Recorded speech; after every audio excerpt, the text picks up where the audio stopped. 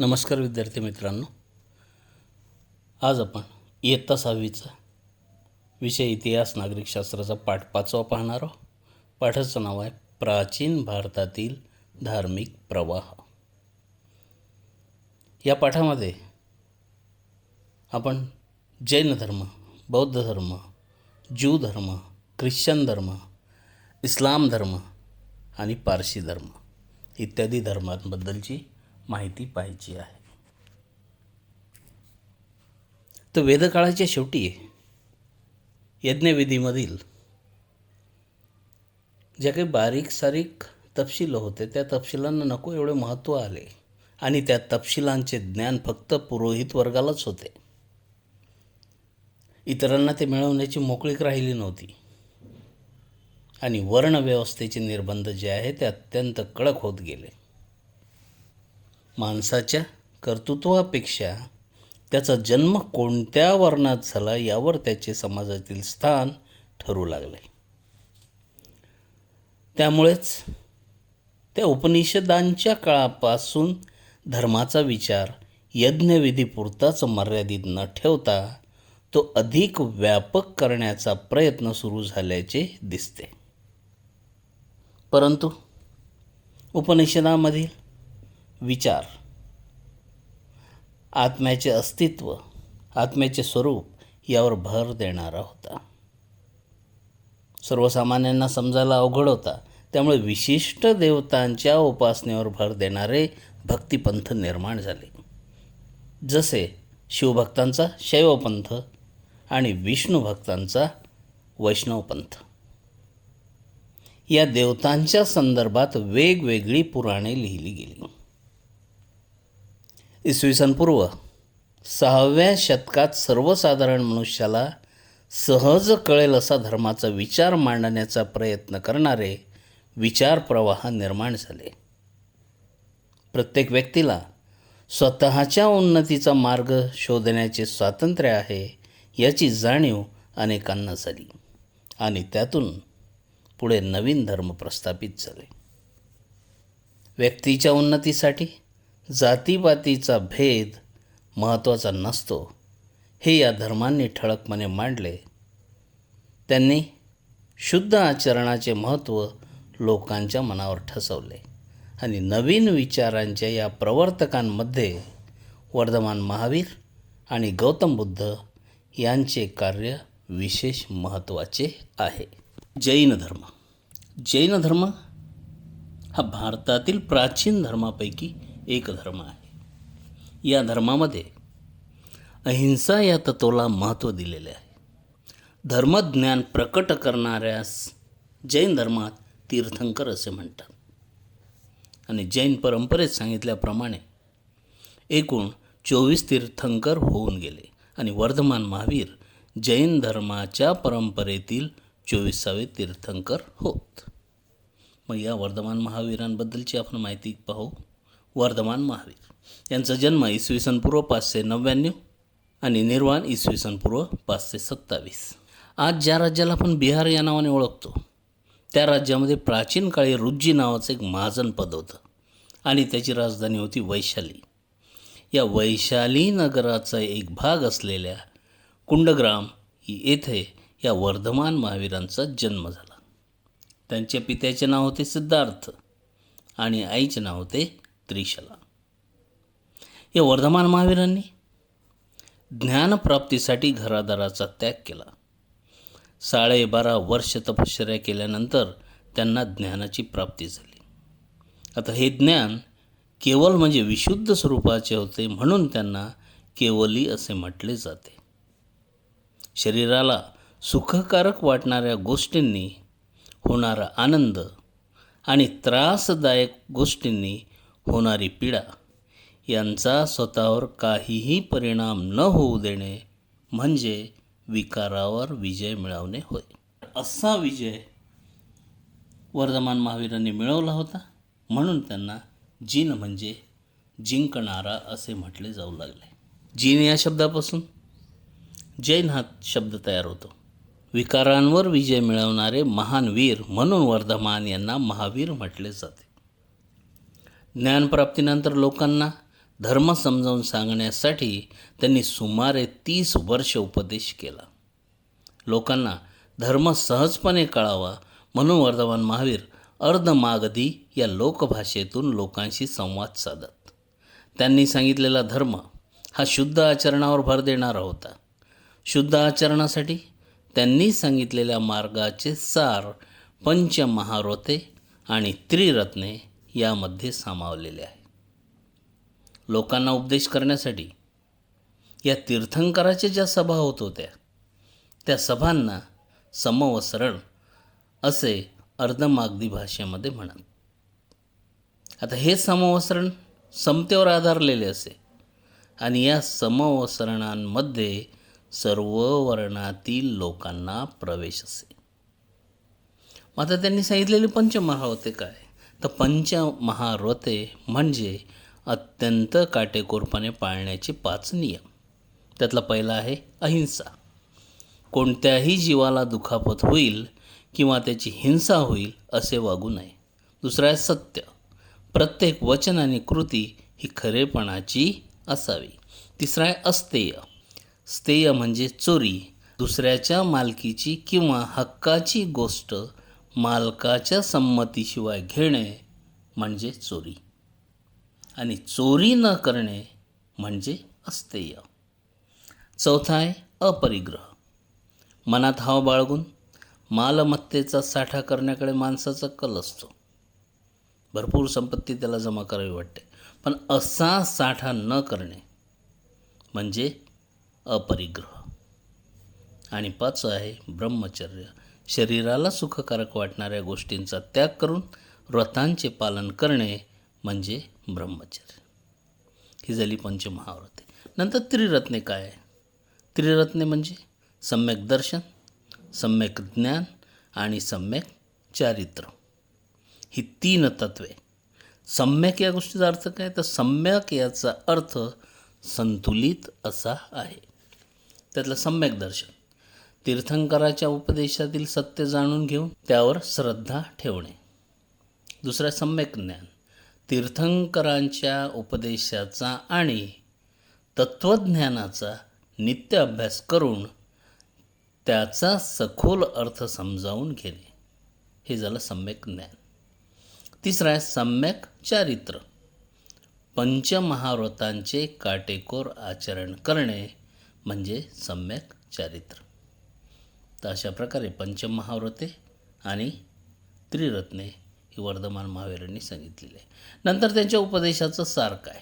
महावीरांच्या उपदेशातील अनेकांतवाद म्हटला जाणारा सिद्धांत हा सत्याच्या शोधासाठी फार महत्त्वाचा मानला जातो. लक्षात घ्या, महावीरांच्या उपदेशातील अनेकांतवाद हा जो सिद्धांत आहे तो सत्याच्या शोधासाठी महत्त्वाचा मानला जातो.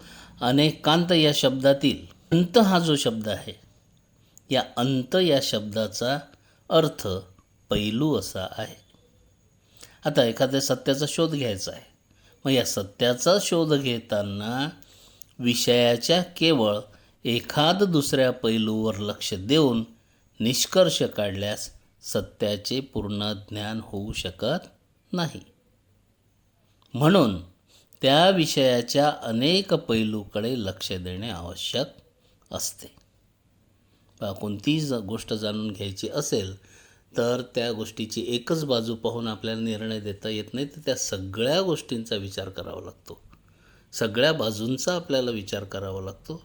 म्हणजे त्या विषयाच्या अनेक पैलूकडे लक्ष देणे आवश्यक असते असे या सिद्धांतात मानण्यात आलेले आहे. आणि या सिद्धांतामुळे काय झालं तर समाजामध्ये स्वतःच्या मतांविषयी दुराग्रह धरण्याची वृत्ती राहत नाही आणि इतरांच्या मताविषयी सहिष्णुता निर्माण होते. मनुष्याचा मोठेपणा त्याच्या वर्णावर अवलंबून नसून त्याच्या उत्तम चारित्र्यावर अवलंबून असतो, अशी वर्धमान महावीरांची शिकवण होती. स्त्रियांना ज्ञान मिळवण्याचे मार्ग वैदिक परंपरेमध्ये हळूहळू बंद झालेले होते. मात्र वर्धमान महावीरांनी स्त्रियांनाही संन्यास घेण्याचा अधिकार दिला. सर्व प्राणीमात्रावर प्रेम करा, मनामध्ये इतरांबद्दल दया आणि करुणा असू द्या, जगा आणि जगू द्या, असा उपदेश वर्धमान महावीरांनी केला. नंतर आहे बौद्ध धर्म. बौद्ध धर्माचा प्रसार भारत आणि भारताबाहेरील अनेक देशांमध्ये झाला. आता गौतम बुद्ध हे या बौद्ध धर्माचे संस्थापक होते. गौतम बुद्धांचा जन्म इसवी सन पूर्व 563 आणि निर्वाण इसवी सन पूर्व 483. गौतम बुद्धाचा जन्म नेपाळमधील लुंबिनी वनात झाला. त्यांच्या पित्याचे नाव होते शुद्धोधन आणि आईचे नाव मायादेवी. गौतम बुद्धांचे मूळ नाव सिद्धार्थ. त्यांना मानवी जीवनाचे संपूर्ण ज्ञान प्राप्त झाले होते, म्हणून त्यांना बुद्ध असे म्हटले गेले. मानवी जीवनामध्ये दुःख का आहे हा प्रश्न त्यांना पडला. मग या दुःखाचे उत्तर शोधण्यासाठी त्यांनी आपल्या घरादाराचा त्याग केला. एका वैशाख पौर्णिमेला बिहारमधील गया शहरापासून जवळच असलेल्या उरुवेला या ठिकाणी एका पिंपळाच्या झाडाखाली ते ध्यानस्थ बसले होते आणि त्यावेळी त्यांना बोधी प्राप्त झाली. बोधी म्हणजे सर्वोच्च ज्ञान. त्यांना त्या पिंपळाच्या झाडाखाली बसले असतानाच ज्ञानाची प्राप्ती झाली, सर्वोच्च ज्ञान प्राप्त झाले. मग त्या पिंपळाच्या वृक्षाला आता बोधी वृक्ष असे म्हणतात आणि तसेच उरुवेला हे जे ठिकाण आहे, हे जे स्थान आहे, त्या स्थानाला बोधगया असे म्हणतात.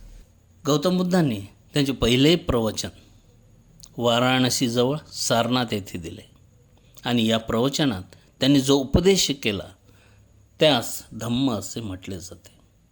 या प्रवचनाद्वारे त्यांनी धम्माच्या चक्राला गती दिली, म्हणून या घटनेला धर्मचक्र प्रवर्तन असे म्हटले जाते. नंतरच्या काळात त्यांनी धम्माचा उपदेश करण्यासाठी सुमारे 45 वर्षे चारिका केली. चारिका करणे म्हणजे पायी फिरणे. 45 वर्षापर्यंत ते पायी फिरत त्यांनी धम्माचा उपदेश केला. त्यांनी आपला उपदेश पाली या लोकभाषेमध्ये केला.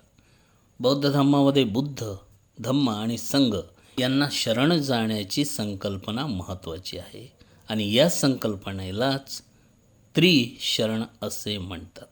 त्यांनी सांगितलेल्या धम्माचे सार पुढील प्रमाणे आहे. आर्य सत्य. मग हे आर्य सत्य काय आहे? तर मानवी जीवनातील सर्व व्यवहारांच्या मुळाशी 4 सत्य आहेत, त्यांना आर्य सत्य म्हटलेले आहेत. त्यातलं पहिलं दुःख. मानवी जीवनात दुःख असते. दुसरं दुःखाचं कारण, दुःखाला कारण असते. तिसरं आहे दुःख निवारण, दुःख दूर करता येते. आणि चौथं आहे प्रतिपद. प्रतिपद म्हणजे मार्ग. हा दुःखाचा अंत करण्याचा मार्ग आहे. हा मार्ग शुद्ध आचरणाचा आहे. या मार्गालाच अष्टांगिक मार्ग असे म्हटले जाते. अष्टांगिक मार्गामध्ये काय आहे? त्यातलं सम्यक दृष्टी, दुसरं सम्यक संकल्प, तिसरं सम्यक वाचा, चौथं सम्यक कर्मांत, पाचवं सम्यक आजीव, सहावं सम्यक व्यायाम, सातवं सम्यक स्मृती आणि आठवं सम्यक समाधी. ते या 8ही गोष्टींचा अर्थ आपल्या पुस्तकामध्ये माहीत आहे का तुम्हाला, यामध्ये दिलेला आहे. नंतर पंचशील. तर पंचशील म्हणजे काय? तर गौतम बुद्धांनी 5 नियमांचे पालन करण्यास सांगितले. त्या नियमांनाच पंचशील असे म्हणतात. त्यातला पहिला नियम आहे प्राण्यांची हत्या करण्यापासून दूर राहणे. दुसरं चोरी करण्यापासून दूर राहणे. तिसरं अनैतिक आचरणापासून दूर राहणे. चौथं असत्य बोलण्यापासून दूर राहणे. आणि पाचवं मादक पदार्थांच्या सेवनापासून दूर राहणे. ही झाली पंचशील. नंतर बौद्ध संघ काय? तर आपल्या धम्माचा उपदेश करण्यासाठी गौतम बुद्धांनी भिक्खूंचा एक संघ निर्माण केला. गृहस्थ जीवनाचा त्याग करून संघात प्रवेश करणाऱ्या त्यांच्या अनुयायांना भिक्खू असं म्हटलं जाते. बुद्धाप्रमाणे भिक्खूही चारिका करून लोकांना धम्माचा उपदेश करत असत. स्त्रियांचा स्वतंत्र असा संघ होता, त्यांना भिक्खुने असे म्हणतात. बौद्ध धर्मामध्ये सर्व वर्णातील व जातीमधील लोकांना प्रवेश होता. गौतम बुद्धांच्या उपदेशाचे सार. गौतम बुद्धांनी मानवी बुद्धीच्या स्वातंत्र्याची घोषणा केली. वर्ण वगैरेच्या आधारे मानली जाणारी विषमता त्यांनी नाकारली. जन्माने कोणी श्रेष्ठ वा कनिष्ठ ठरत नाही, तर आचरणावरूनच श्रेष्ठ कनिष्ठता ठरते. छोटीशी चिमणी देखील आपल्या घरट्यात स्वच्छंदपणाने चिवचिवते हे त्यांचे वचन विख्यात आहे. ते स्वातंत्र्य आणि समता या मूल्यांविषयींचे त्यांचे चिंतन दर्शवते. त्यांनी पुरुषांच्या प्रमाणे स्त्रियांनाही स्वतःची उन्नती करण्याचा अधिकार आहे असा उपदेश केला. त्यांनी उपदेशलेली प्रज्ञा, शील इत्यादी मूल्ये मानवाचे कल्याण साधणारी आहेत व सर्व प्राणी मात्रांविषयीची करुणा हे त्यांच्या व्यक्तिमत्वांचे असाधारण वैशिष्ट्य होते. गौतम बुद्धांनी उपदेशलेली सहिष्णुता केवळ भारतीय समाजालाच नव्हे तर सर्व मानवजातीला आजही मार्गदर्शक आहे. नंतरचा मुद्दा आहे लोकायत. लोकायत किंवा चार्वाक या नावाने ओळखला जाणारा प्राचीन काळातील विचार प्रवाहही महत्त्वाचा आहे. त्याचा भर स्वतंत्र विचारावर होता आणि त्याने वेदांचे प्रामाण्य नाकारले. प्राचीन काळात भारतीय भूमीत नवनवीन धार्मिक विचारांचे स्रोत निर्माण होत राहिले. कालांतराने ज्यू, ख्रिश्चन, इस्लाम आणि पारसी हे धर्म भारतीय समाजात रुजले. त्यापैकी पहिला आहे ज्यू धर्म. ज्यू धर्माचे लोक साधारणपणे इसवी सनाच्या 1 ते 3 शतकामध्ये केरळमधील कोचीन येथे आले असावेत आणि या ज्यू धर्माला यहुदी धर्म असेही म्हटले जाते. देव एकच आहे असे ज्यू धर्मीय मानतात. ज्यू धर्माच्या शिकवणीत न्याय, सत्य, शांती, प्रेम, करुणा, विनम्रता, दान करणे, चांगले बोलणे आणि स्वाभिमान या गुणांवर भर दिलेला आहे. या ज्यू धर्मीयांच्या प्रार्थनास्थळाला सिनॅगॉग असे म्हणतात. नंतरचा मुद्दा आहे आपला ख्रिश्चन धर्म. आता ख्रिश्चन धर्माची स्थापना येशू ख्रिस्तांनी केली. तो जगभर पसरला आहे.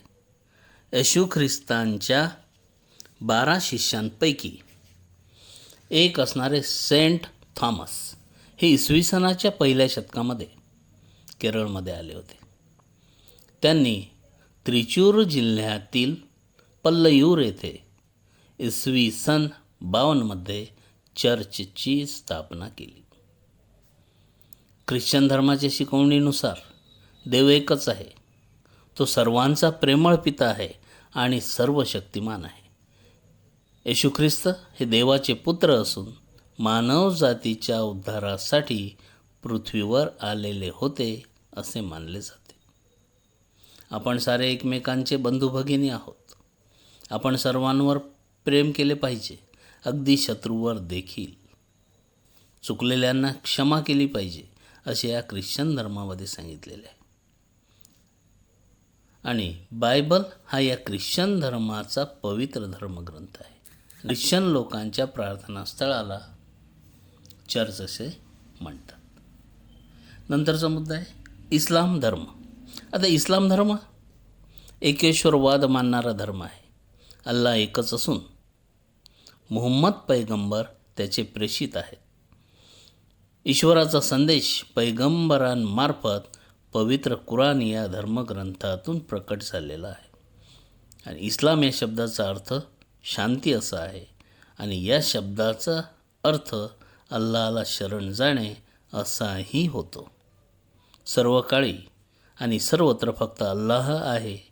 तो सर्व शक्तिमान आणि परमदयाळू आहे असे इस्लाममध्ये सांगितलेले आहे. मानवी अस्तित्वाचा हेतू अल्लाहची उपासना करणे हाच आहे असे मानलेले आहे. मनुष्याने आयुष्यात कसे वागावे याचे मार्गदर्शन पवित्र कुराण या धर्मग्रंथात केलेले आहे. भारत आणि अरबस्तान यांच्यामध्ये फार प्राचीन काळापासून व्यापारी संबंध होते आणि अरबस्तानातील व्यापारी केरळच्या किनाऱ्यावरील बंदरांना भेट देत असत. इसवी सनाच्या 7व्या शतकामध्ये अरबस्तानामध्ये या इस्लामचा प्रसार झाला आणि त्याच शतकात अरबी व्यापाऱ्यांमार्फत भारतामध्ये इस्लामचे आगमन झाले. इस्लाम धर्माच्या या प्रार्थनास्थळाला मशीद असे म्हणतात. नंतरचा मुद्दा आहे पारशी धर्म. आता पारशी लोक आणि वैदिक संस्कृतीचे लोक यांच्यामध्ये प्राचीन काळापासून संबंध होते. पारशी धर्माच्या पवित्र ग्रंथाचे नाव अवेस्ता असे आहे. ऋग्वेद आणि अवेस्ता यामधील भाषांमध्ये साम्य आहे. पारशी लोक इराणच्या पार्स किंवा फार्स नावाच्या प्रांतातून भारतात आले, म्हणून त्यांना पारशी या नावाने ओळखले जाते. ते प्रथम गुजरातमध्ये आले. ते इसवी सनाच्या 8व्या शतकामध्ये आले असावेत असे काहींचे मत आहेत. झरथुष्ट्र हे पारसी धर्माचे संस्थापक होते व अहुर मज्द या नावाने त्यांच्या देवाचा उल्लेख केला जातो. पारसी धर्मामध्ये अग्नी आणि पाणी या 2 तत्वांना अत्यंत महत्त्व आहे. त्यांच्या देवळांमध्ये पवित्र अग्नी प्रज्वलित केलेला असतो. त्या देवळांना अग्यारी असे म्हणतात. उत्तम विचार, उत्तम वाणी आणि उत्तम कृती ही 3 प्रमुख आचरण तत्वे या पारसी विचारसरणीचा गाभा आहे. तर अशा प्रकारे प्राचीन भारतातील धार्मिक प्रवाह या पाठाच्या माध्यमातून आपण वेगवेगळ्या धर्माबद्दलची थोडक्यात माहिती पाहिली. हा पाठ इथे संपला. धन्यवाद.